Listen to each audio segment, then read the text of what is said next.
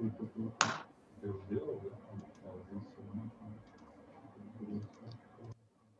что ж, дорогие друзья, наверное, мы начнем наш сегодняшний прямой эфир, который проводится в рамках декады, который посвящен Общероссийскому дню библиотек. И сегодня на связи с нами смарт-библиотека имени Ахматовой, город Москва. И спикером сегодняшней нашей встречи является руководитель отдела маркетинга и пиар библиотек Запада Москвы, ментор по развитию смарт-библиотеки Ирина Фирсова. А сегодня с вами буду я, Дарья Филиппова, ведущий библиотекарь смарт-библиотеки города Якутска. Предоставлю вам слово, Ирина Фирсова, рассказать о концепции смарт-библиотеки, как она работает, какие идеи и проекты у вас реализуются сегодня. Всем добрый день. Я так понимаю, у вас уже день, у нас-то утро. У вас который час сейчас? У нас 4 часа вечера. 4 часа. Вы уже заканчиваете рабочий день первый, а мы только начинаем. Так, давайте мы тогда сейчас включим нашу презентацию. Так, чего-то она у нас не включается. Так, сейчас.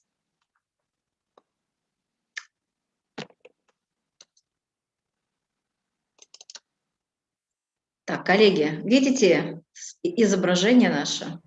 Да, все есть, мы видим. Что ж, давайте мы с этого и начнем. На самом деле, эта библиотека, как вы все наверняка знаете хорошо, в таком формате Smart, первая в нашей стране, чем мы безмерно гордимся. И, собственно, для нас была такая большая цель, которая стояла, которую мы сами перед собой поставили, сделать действительно из этой библиотеки такой бренд, узнаваемый и известный.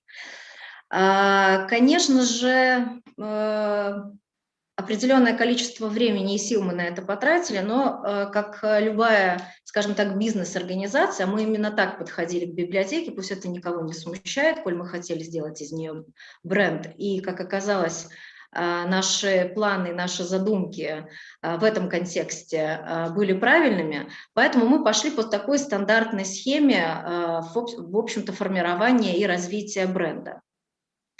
Наша вся такая маркетинговая стратегия, она, в принципе, изображена на этом слайде, вы можете посмотреть на него. И, конечно же, наверное, самое главное был, как говорится, сам первый этап подготовки. Это как раз формирование той самой концепции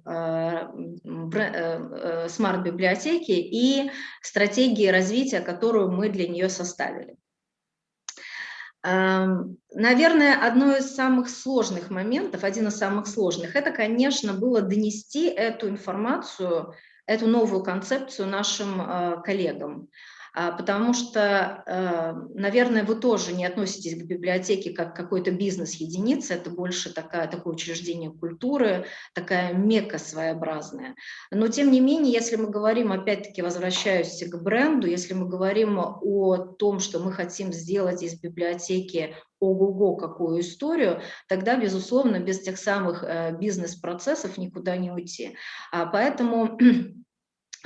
Конечно же, мы в том числе собирали сотрудников, в том числе тех, кто сегодня возглавляет там библиотеку, и говорили о том, что, ребят, давайте будем ставить очень четкие цели, от них будем ставить задачи и, собственно, на основании этого продумывать ту стратегию продвижения для того, чтобы прийти в ту самую точку, которую мы хотели. Это, знаете, такая, ну, я не могу сказать, что это какие-то KPI, но как вот сегодня как сегодня говорят, это были, наверное, такими больше так называемые окры. Мы четко понимали, к чему мы должны, собственно, прийти.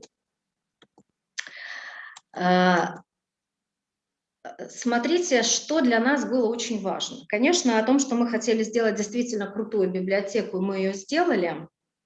Безусловно, это так. Но здесь еще нужно было для нас вот эти моменты все очень четко прописать.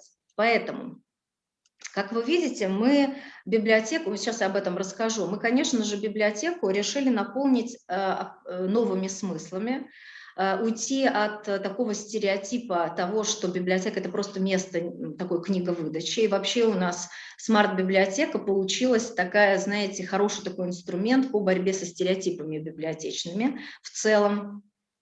Но здесь есть одно очень важное «но», потому что библиотека после реконструкции, сама локация, в которой вот мы сейчас находимся, это абсолютный абсолютно бьет стереотипы, потому что это открытое пространство, здесь очень много воздуха, здесь очень мало стен, здесь очень много света и искусственного, и естественного. Здесь, ну, мы сейчас тоже об этом, конечно, поговорим. Этому будет посвящен отдельный слайд. Но давайте пройдемся по таким, наверное, ключевым историям, которые мы для себя прописали. Не